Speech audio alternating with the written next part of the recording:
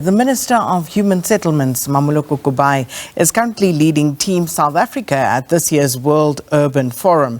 Now, this year's World Urban Forum is hosted by the government of Poland under the theme Transforming Our Cities for Better Urban Future. And the South African government is hoping to bring some international knowledge and hopefully solutions for sustainable urban development back to the country. And Mpumalanga Human Settlements MEC Speed Mashilo is part of the South African delegation, and he joins us now to tell us a little bit more about what's happening there. MEC Mashilo, thanks so much for your time. Welcome to Morning Live. Thank you very much, Sakina, and very good morning to yourself and all the South African listeners. Perhaps we should start by just looking at the forum and contextualizing the presence of Team South Africa there. Well, look, we are almost 40 people here. That include government officials, the communities, the professionals, as well as the technocrats. That's what compose South African delegation led by Minister Mmamoloko. And what exactly is the South African delegation hoping to gain from this particular expedition? Well, when you meet at this level, you expect to get more knowledge, in terms of how other countries are dealing with this problem that we are all facing, called the slums. In South Africa, we call the informal settlement. This is what we are grappling, in particular the policy, because other countries, they might have gone through these problems. How far are they and how can they share ideas with us?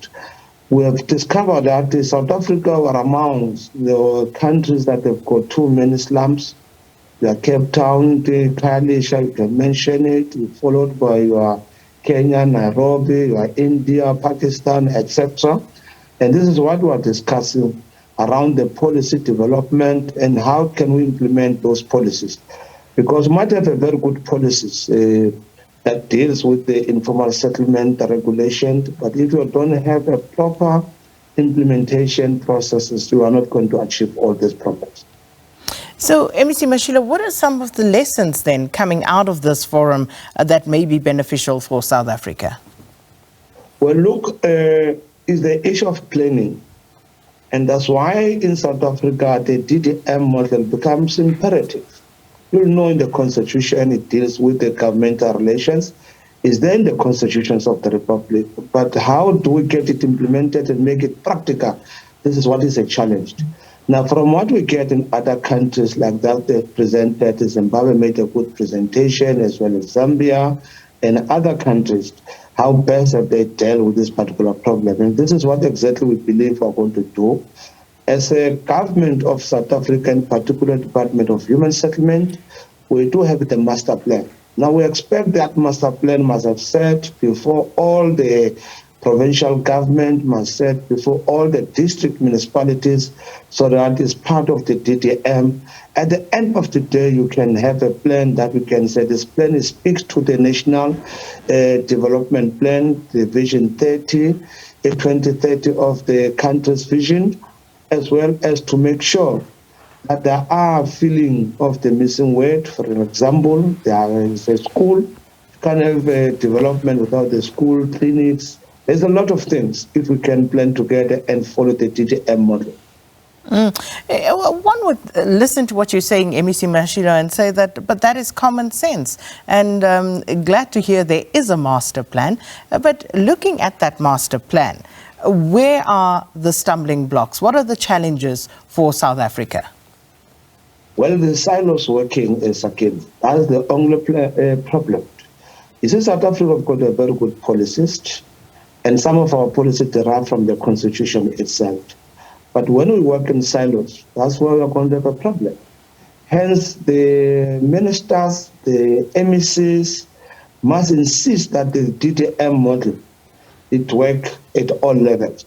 And then we can have something that we can say, surely this master plan is going to work. Because as we budget provincial government around April, March, and municipalities coming now in May, July, that budget must speak to the same item. So they're not going to put in a settlement here, and they are not going to have a school. They're not going to have a clinic. They're not going to have a library. if we can have that, so that the budget gets ring-fenced, we know what's going to happen in the next department or in the next sector, including the economic sector, because it's not going to be useful to have all our development without the economic spin-off. Otherwise, we're going to have a poverty area, and it will be unfortunate for those municipalities. With respect, though, MEC, the issue of working in silos is by no means new.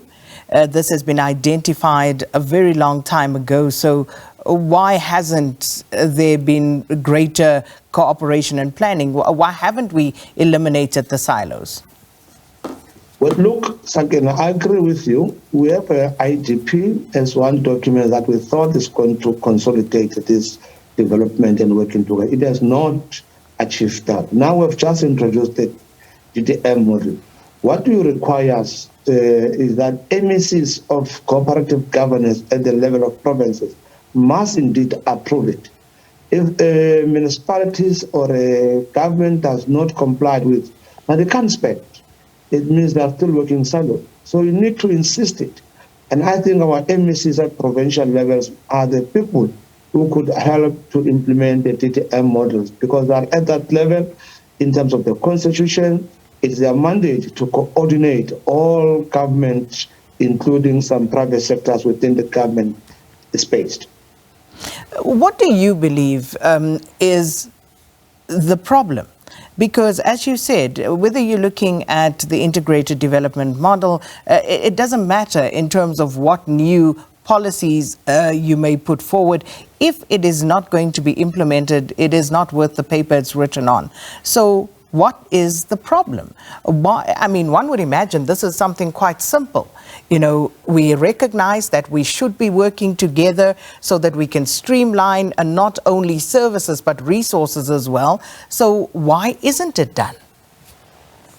Well, you need a lot of, eagerness. We need a lot of people who have a vision of development, not politics. Remember, when you talk about service delivery, there's no politics involved there. Everybody just requires services at all levels. So in my view, you need MECs, you need mayors that are consistent, that they are developmental in terms of their thinking, that they believe they can make a difference in the society they live in. And there is no any other reason, Sakina. We can say whatever, we can discuss the whole day. The fact of the matter, we just need the eagerness of those MECs. Over and above, we need the MEC that is firm in implementing the DDM model if we really want to make a difference in the country. Otherwise, we're going to have all the slums across. Because the question was asked, how did you arrive here? How did you arrive when you've got so many informal settlements? And there are many reasons. Some reasons that some people who decided to grab land encourage that because of they want to have the area where they can have criminals, in the area where the police cannot go because there are no street, there are no lights. They can do whatever things that they want to do. So there's a lot of things. So for us to run away out of that problem, you need to have insistence of MECs. I repeat that all MECs that are responsible for cooperatives in the country, they can only help these processes of integrated development. So at that level, how does attending a forum like this, like the World Urban Forum, assist South Africa? Because you say you have a team that's 40 members strong. How is this going to assist if at the rudimentary level, perhaps the thinking and the ideology is not what it ought to be? Well, look, every time when you attend something, you get juvenized because there are many ideas that people are doing elsewhere. And to avoid migration of people at times, you go to say, how best can we do it better? How can we do what the other country does better? And this is what we are here. That's why we've got as well professionals from universities as well, so that at those institutions, some of these lessons get taught there, where our kids, at least as they graduate and become technocrats, they've got an idea. That's why as South Africa, we have equally shared what we are doing and what is our shortfalls, and we have learned as well from other countries what is good that they are doing. I hope as we come back home, we'll do more better than what we are. And then the next conference will always do the assessment. How far have we gone in terms of the previous conferences that we had? And then, of course, there's always the terminology and terminography that's being bandied about, the new urban agenda. Let's talk about that. And in simple terms, what does it mean, MEC Mashilo? Well, look, majority of our people have moved from the rural areas to the cities. And that's exactly what we must deal with, the world urban city. Because people, as they go to the cities for better life, close to work, but the infrastructure there is not up to scratch. If you look, for example, your Khayelitsha in Cape Town, you look at Alexander, you can go on and look. People are coming closer to the city centers, and they are not able to do that. And that's why this forum like this, we are discussing, we are networking, we even check what other forums that they can provide. We have realized that is what we refer UN Habitat, that they as well provide resources for human settlement. There are a number of institutions across the world that they assist in the human settlement. And this is what we have done, and this is what we are able to see. As we go back home, all of us must be able to plan as a country and say, if this is a good plan, can we get resources to work, including private sectors involvement.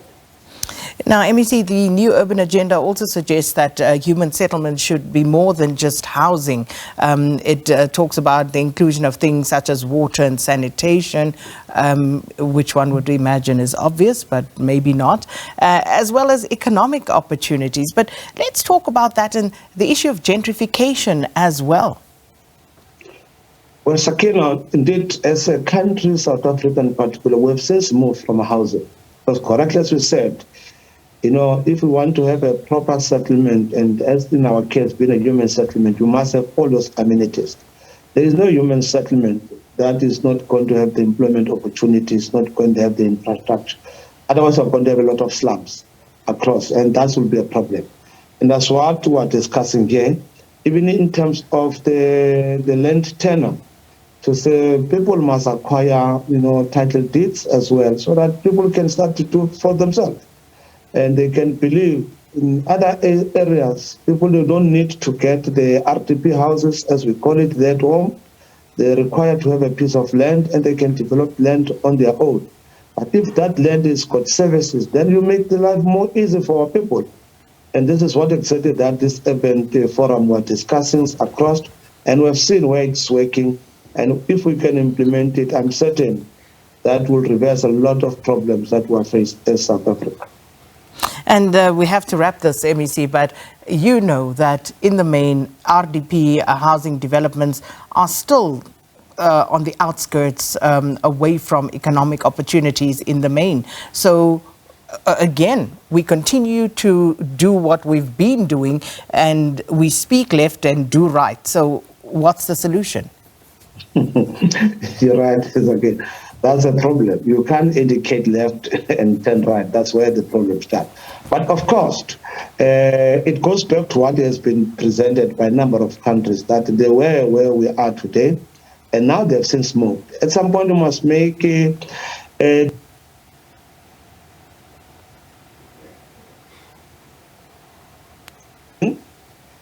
moving forward, what I'm going to do things. And those we have reinforced will come back, do the upgrade, and at some point even to remove other areas and put other social amenities. You only need people who've got a good vision and hard work, then we can achieve these problems. Because if we're not going to do that, our crime will increase, and the poverty will increase, and that will be a crisis of the country. MEC, thanks so much for your time and bringing us up to speed with what your delegation is busy with. That was Mpumalanga Human Settlements MEC Speed Mashilo speaking to us there.